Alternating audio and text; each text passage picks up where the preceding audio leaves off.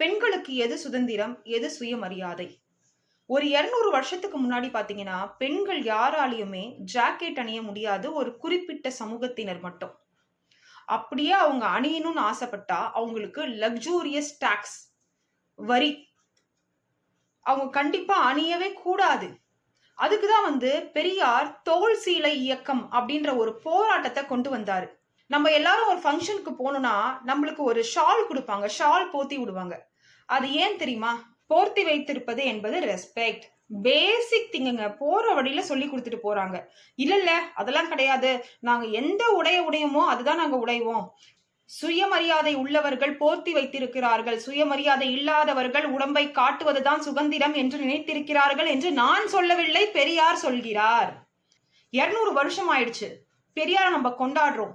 தோல் சிலை இயக்கத்துக்காக. இது என்னுடைய உடல். நான் மறைக்கிறேன். அதுக்கு எதற்கு நான் அனுமதி உன்கிட்ட கேட்கணும்? இது என் சுயமரியாதை. உடலை மறைத்து போத்தி வாழ்வதுதான் சுயமரியாதை என்று நான் சொல்லவில்லை, பெரியார் சொல்கிறார். எல்லாருமே அப்படிதான் வாழ்றாங்க. எனக்கு சுயமரியாதை இருக்குது. அதற்காக நான் போர்த்தி கொண்டு வாழ்கிறேன்.